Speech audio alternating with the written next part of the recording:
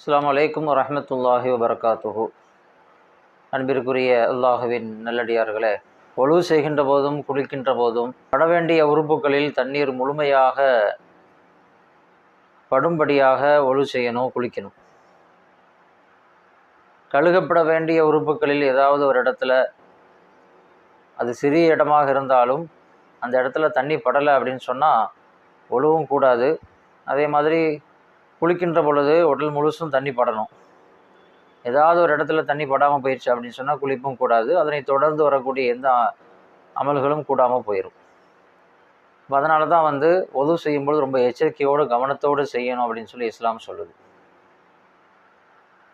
ஒது செய்யும்போது சரியாக செய்யலை, ஏதாவது உறுப்புகளில் தண்ணி படலை அப்படின்னு சொன்னால் ஒழுகக்கூடாது.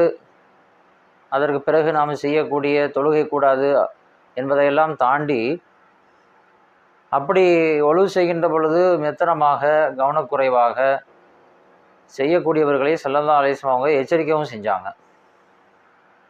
அவசரமாக ஒழு செய்து கொண்டிருந்த மக்களில் சிலர் கால்களை கழுவும் பொழுது அவங்களுடைய குதிங்கால்களில் தண்ணி படாத அளவுக்கு அவங்க ஒழு செஞ்சிட்டு இருந்தாங்க.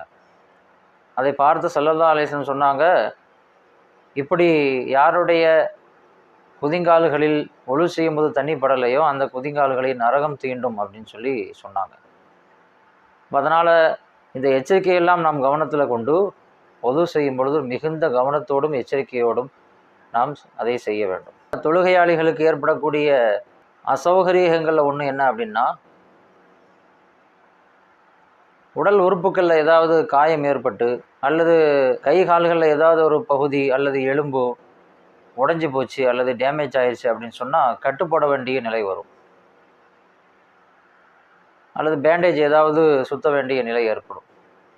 இந்த மாதிரியான சந்தர்ப்பத்தில் அப்படி கட்டு போட்டிருக்கக்கூடியவர் அல்லது பேண்டேஜ் சுற்றி இருக்கக்கூடியவர் எப்படி அவர் ஒழு செய்யும் பொழுது நடந்து கொள்ள வேண்டும் என்கிற ஒரு கேள்வி நமக்குள் இருக்கிறது. இதற்கான விளக்கத்தை ஷரியத் நமக்கு தெளிவாக சொல்லித் தருகிறது. ஹஸரத் அலி ரலியல்லாஹு தஆலா அன்ஹு அவங்களுக்கு ஒரு போர்க்களத்தில் கையில் ஒரு காயம் ஏற்பட்டுச்சு. அந்த காயத்துக்கு மருந்து போட்டு அவங்க அந்த காயத்துக்கு மேலே கட்டு போட்டிருந்தாங்க. ஸல்லல்லாஹு அலைஹி வஸல்லம் அவங்கள்ட்ட கேட்டாங்க, யா ரசூலல்லாஹ், இந்த மாதிரி கட்டு போட்டிருக்கிறேன், ஒழு செய்யும் பொழுது அந்த இடத்துல நான் மசகு செய்து கொள்ளலாமா அல்லது அதை கழட்டிட்டு தான் ஒழு செய்யணுமா, கழுவணுமா அப்படின்னு சொல்லி கேட்டாங்க. ஸல்லல்லாஹு அலைஹி வஸல்லம் அவர்கள் இம்சாஹ் அலைஹா, எந்த இடத்துல நீ கட்டு போட்டிருக்கிறியோ அந்த இடத்தின் மீது மசகு செய்து கொண்டால் போதுமானது என்று ஸல்லல்லாஹு அலைஹி வஸல்லம் சொன்னாங்க. இந்த ஹதீஸ் தான் நமக்கு அடிப்படை.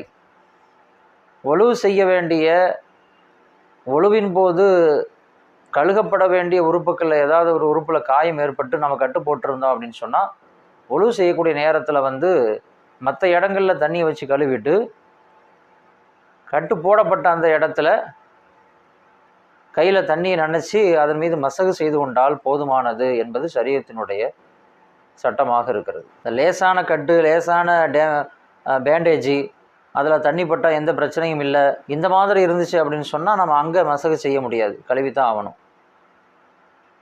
புண்ணும் அதிகமாக இருக்குது, காயம் அதிகமாக இருக்குது, அந்த கட்டை அவுக்கவும் முடியாது, கட்டுக்கு மேலே தண்ணி ஊற்றி கழுவவும் முடியாது. அப்படி கழுவுனா புண்ணு காயம் அதிகமாயிரும் அல்லது ஏதாவது ஆபத்தை ஏற்படுத்திடும் அப்படிங்கிற ஒரு அச்சம் இருந்தால் இஸ்லாம் அந்த இடத்துல ஒரு சலுகை வழங்குது. நீங்கள் மற்ற இடங்களை கழுவிட்டு அந்த கட்டு போடப்பட்ட தண்ணீர் பயன்படுத்த முடியாத அந்த இடத்துல தண்ணீரை கொண்டு மசகு செய்து கொண்டால் போதுமானது என்று சொல்கிறது. மசகு செய்யும் பொழுது முடிந்த அளவுக்கு முழுசாக எல்லா பக்கமும்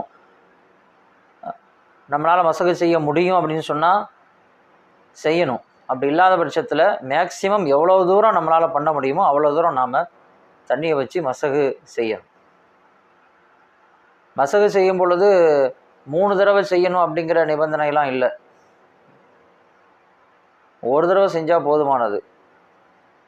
ஒழு செய்யும் பொழுது ஒவ்வொரு உறுப்புகளையும் 3 தடவை கழுவுவோம். அந்த மாதிரி 3 தடவை மசகு செய்யணுமா அப்படின்னு கேட்டால் அப்படிலாம் ஒன்றும் இல்லை. ஒரு தடவை மசகு செய்து கொண்டாலே போதுமானது என்று இமாம்கள் சொல்கிறார்கள்.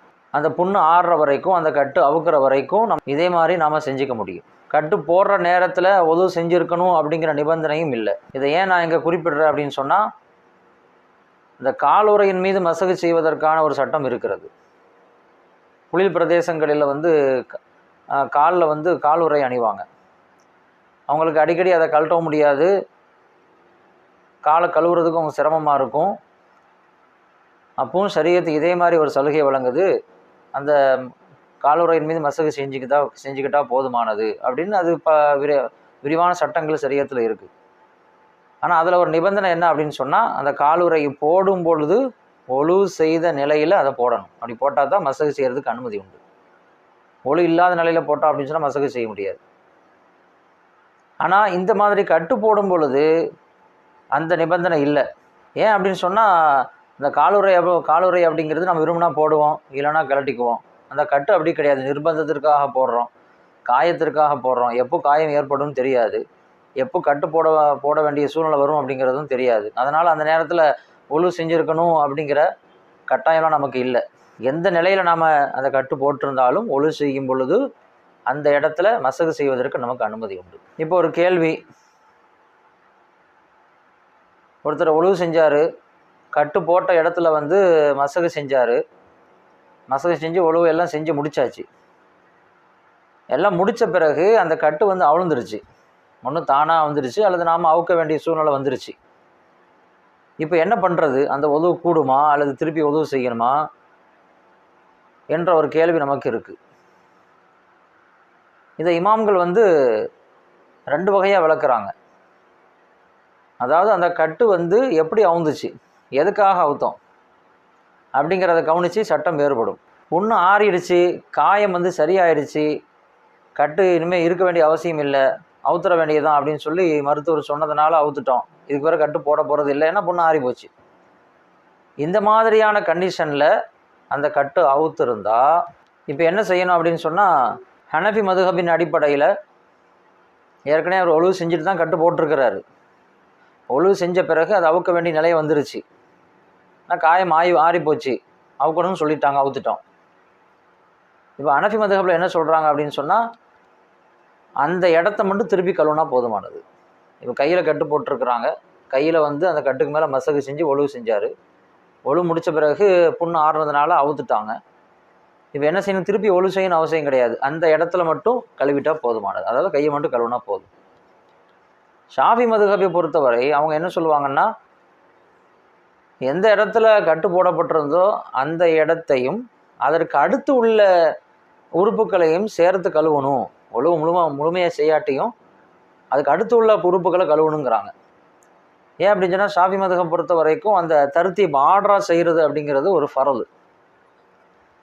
அதனால் இப்போ கையில் வந்து கெட்டு அவுத்துருக்காங்க அப்படின்னு சொன்னால் கையை கழுவிட்டு அதுக்கு பிறகு செய்ய வேண்டிய மற்ற எல்லா கடமைகளையும் செய்யணும். தலைக்கு மசகு செய்கிறது, அப்புறம் கால்களை கழுவுறது, இதெல்லாம் செய்யணும் அப்படின்னு சொல்லுவாங்க. அடுத்து 2வது வந்து கட்டு அவுந்துச்சு அல்லது நாம் அவுத்தோம், புண்ணெல்லாம் ஆறலை, காயம்லாம் அப்படி தான் இருக்குது, கட்டு தானாக அவுந்துருச்சு, அல்லது கட்டை வந்து நாம் வேறு மாற்ற வேண்டிய நிலை ஏற்படுது. இப்போ என்ன செய்கிறது? ஏற்கனவே ஒழுவோடு தான் இருக்கிறாரு, அந்த கட்டு போடப்பட்ட இடத்துல மசகு செஞ்சுருக்கிறாரு, ஒழுவு பூர்த்தி செஞ்சிட்டாரு.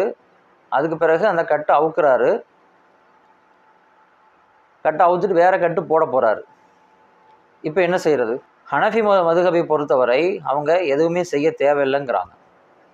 ஏற்கனவே செய்த அந்த மசகே போதுமானது, திருப்பி மசகு செய்ய வேண்டிய அவசியம் இல்லை. ஏன்னா புண்ணு ஆறலை, கழுவ முடியாது, மசகு தான் செஞ்சு ஆகணும்.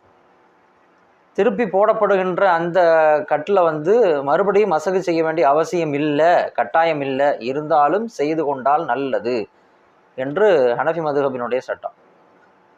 ஷாஃபி மதுஹபினுடைய சட்டம் வந்து திருப்பி மசகு செய்யணும் அப்படின்னு சொல்கிறான். இப்போ நான் சொன்ன எல்லா விஷயங்களுமே இதெல்லாம் வந்து தொழுகைக்கு வெளியில் தான். நார்மலான சமயத்தில் ஒருத்தர் வந்து கட்ட அவுத்தாரு அல்லது தானாக அவுந்துருச்சு அப்படின்னா தான் நான் இது வரைக்கும் சொன்ன அந்த சட்டங்களை ஃபாலோ பண்ணோம். தொழுகையில் நிற்கும் பொழுதே ஒருத்தருக்கு கட்டு அவுந்துருச்சு,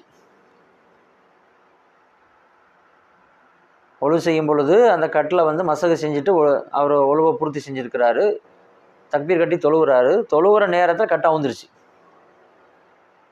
இப்போ புண்ணு ஆறுனதுனால கட்டு அவுந்தாலும் சரி, அல்லது புண்ணு இருக்கிற பொழுதே கட்டு அவுந்தாலும் சரி, எப்படி அவுந்தாலும் அவருடைய தொழுகை முறிஞ்சிரும். அவர் என்ன செய்யணும்?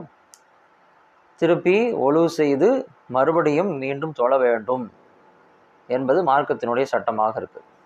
அப்போ இது மாதிரியான விஷயங்கள்லாம் நாம் விளங்கி அதன்படி அமல் செய்ய வேண்டும். அல்லாஹ் ரபுல் ஆலமீன் நம்முடைய அமல்களை பரிபூர்ணப்படுத்தி தருவானாக, குறையில்லாமல் ஏற்றுக்கொள்வானாக. வாஹிரு தஅவானா அல்ஹம்துலில்லாஹி ரபில் ஆலமீன். வஸ்ஸலாமு அலைக்கும் வரஹ்மத்துல்லாஹி வபரகாத்துஹு.